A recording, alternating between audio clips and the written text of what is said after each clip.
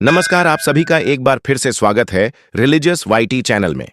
आइए आज सुनते हैं पुत्रदा एकादशी की व्रत कथा। एक बार की बात है, महाराज युधिष्ठिर ने भगवान श्री कृष्ण से पूछा, हे भगवान, आपने सफला एकादशी का महात्म बताकर बड़ी कृपा की। अब कृपा करके यह बताइए कि पी शुक्ल एका का क्या नाम है और उसकी विधि क्या है, उसमें कौन से देवता का पूजन किया जाता है। भक्त वत्सल भगवान श्री कृष्ण बोले, हे राजन, इस एकादशी का नाम पुत्रदा एकादशी है। इसमें भी नारायण भगवान की पूजा की जाती है। इस चर और अचर संसार में पुत्रदा एकादशी के व्रत के समान दूसरा कोई व्रत नहीं है। इसके पुण्य से मनुष्य तपस्वी, विद्वान और वाण होता है। इसकी कथा मैं तुम्हें कहता हूं। भद्रावती नाम की एक नगरी में सुकेतुमान नाम का एक राजा राज करता था। उसका कोई पुत्र नहीं था। उसकी पत्नी का नाम शैव्य था। वह निपुतरी होने के कारण सदैव चिंतित रहा करता। राजा के पितृ भी रो रोकर पिंड लिया करते और सोचा करते कि इसके बाद हमें कौन पिंड दान करेगा। राजा को भाई बांधव, धन, हाथी, घोड़े, राज्य और मंत्री, इन सब में किसी से संतोष नहीं होता था। वह सदैव ही यह विचार करता कि मेरे मरने के बाद मुझे पिंड दान कौन करेगा। बिना पुत्र के पितरों और देवताओं का आण में कैसे चुका सकूंगा। जिस घर में पुत्र ना हो उस घर में सदैव अंधेरा ही रहता है। इसलिए पुत्र उत्पत्ति के लिए प्रयत्न करना चाहिए। जिस मनुष्य ने पुत्र का मुख देखा है वह धन्य है। उसको इस लोक में यश और परलोक में शांति मिलती है, अर्थात उनके दोनों लोग सुधर जाते हैं। पूर्व जन्म के कर्म से ही इस जन्म में पुत्र, धन आदि प्राप्त होते हैं। राजा इस प्रकार दिन रात चिंता में लगा रहता था।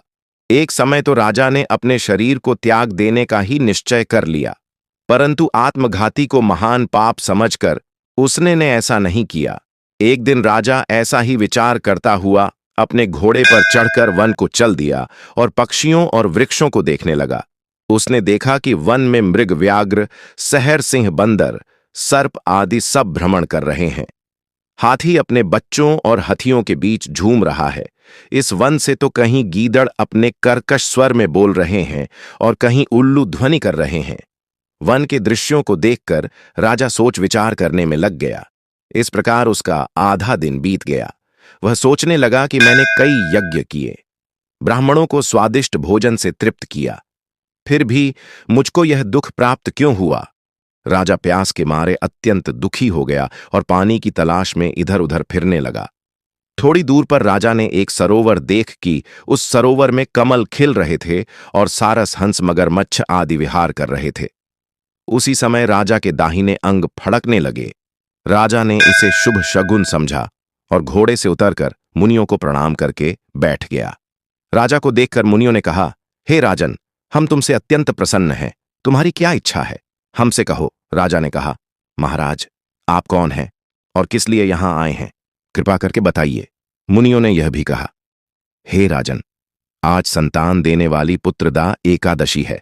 हम लोग विश्वदेव हैं और इस सरोवर में स्नान करने के लिए यहां आए हैं। यह सुनकर राजा ने कहा, महाराज, मेरे भी कोई संतान नहीं है। यदि आप मुझ पर प्रसन्न हैं तो एक पुत्र होने का वरदान दीजिए। मुनि बोले, हे राजन, आज पुत्रदा एकादशी है। आप अवश्य ही इसका व्रत करें और भगवान की कृपा से आपके घर पुत्र अवश्य होगा। मुनि के वचन को सुनकर राजा ने उस दिन एकादशी का व्रत किया और द्वादशी को उसका पारण किया। इसके पश्चात वह मुनियों को प्रणाम करके अपने महल में वापस आ गया। कुछ समय बीतने के बाद रानी ने गर्भ धारण किया और 9 महीने के पश्चात उनके घर एक पुत्र हुआ। वह राजकुमार अत्यंत शूरवीर, यशस्वी हुआ। श्री कृष्ण ने कहा, हे राजन पुत्र, प्राप्ति के लिए पुत्रदा एकादशी का व्रत करना ही चाहिए।